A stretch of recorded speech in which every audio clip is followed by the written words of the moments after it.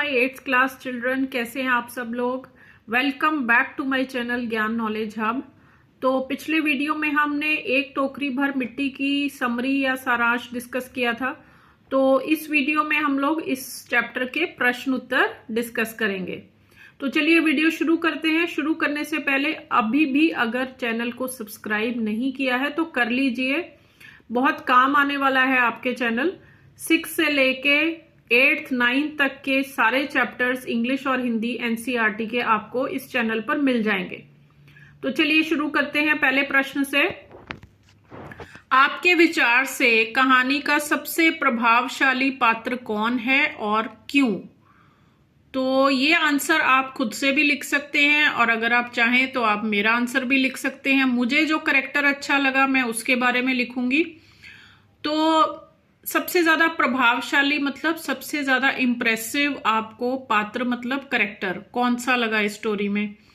तो मेरे विचार से तो कहानी का सबसे प्रभावशाली पात्र वृद्ध महिला है।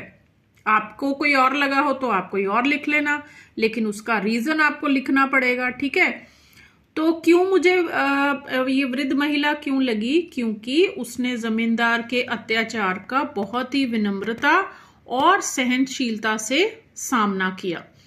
तो जब जमींदार ने उसको बहुत बुरा भला कहा तो उसने बड़ी पेशेंस रखी, बहुत सहनशीलता रखी और बड़ी पोलाइटली मतलब बड़ी विनम्रता से उसने बात की।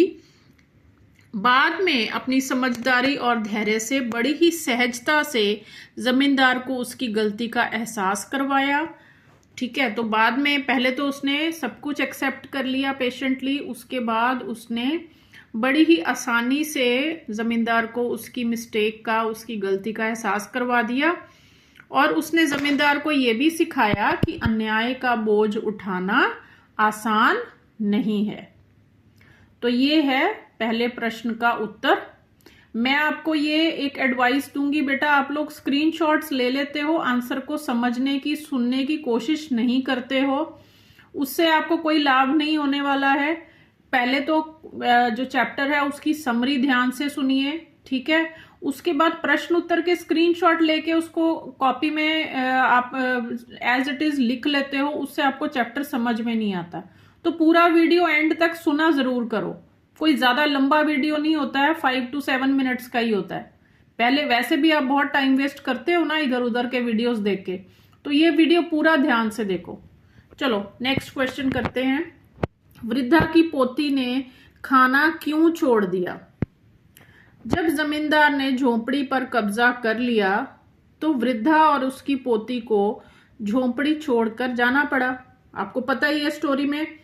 तो पहले जमींदार ने क्या किया, दोनों को बाहर निकाल दिया झोंपड़ी से, उसके ऊपर कब्जा कर लिया। तो फिर क्या हुआ, जो वृद्धा की पोती थी उसको अपनी झोंपड़ी की बहुत याद आती थी और उसने खाना पीना छोड़ दिया। इतनी उदास हो गई कि उसने खाना पीना भी छोड़ दिया। वह बहुत उदास रहने लगी और कहने लगी कि वह केवल अपने घर में ही रोटी खाएगी। तो ये था सेकंड प्रश्न का उत्तर। नेक्स्ट क्या है, जमींदार ने झोंपड़ी पर कब्जा कैसे किया? तो कैसे किया था झोंपड़ी में कब्जा? अगर आपने समरी ध्यान से सुनी है तो आपको आंसर आना चाहिए। जमींदार ने वकीलों को रिश्वत देकर झोंपड़ी पर अपना हक साबित कर दिया। इस प्रकार कानूनी चाल चलकर उसने झोंपड़ी पर कब्जा कर लिया।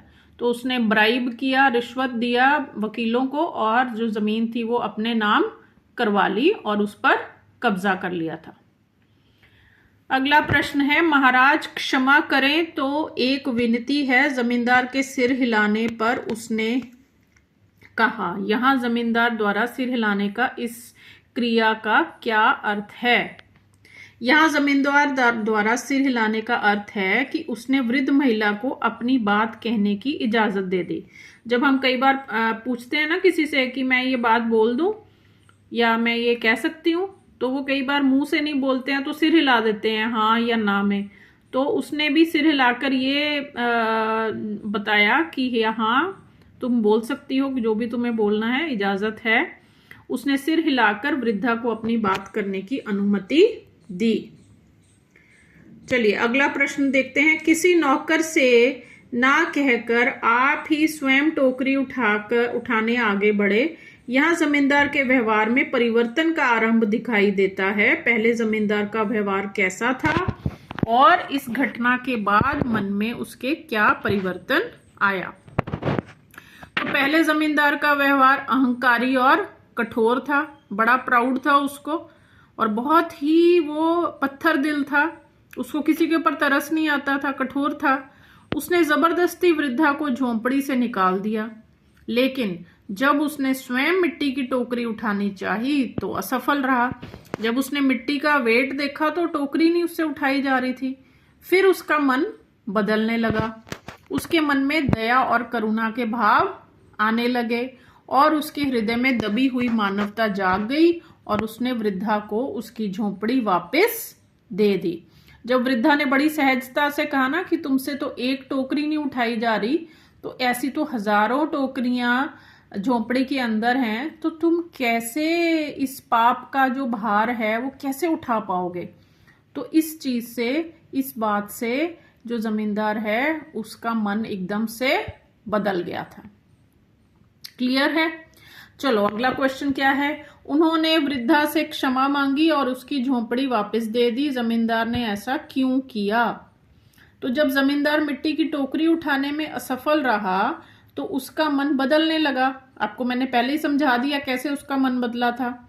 वृद्धा की बातों ने उसे समझाया कि उसका अन्याय सही नहीं था। उसके मन में दया और करुणा के भाव आने लगे, उसके हृदय में दबी हुई मानवता जाग गई और उसे अपनी गलती का एहसास हुआ। उसने पश्चाताप करते हुए वृद्धा से क्षमा मांगी और उसे झोंपड़ी वापस दे दी। क्लियर है आंसर? तो ये था इस चैप्टर के क्वेश्चन आंसर्स। समरी पहले से ही है, चैनल पे जाके सुन लेना ध्यान से। और अगर वीडियो अच्छा लगे तो लाइक और शेयर तो कर दिया करो बेटा प्लीज।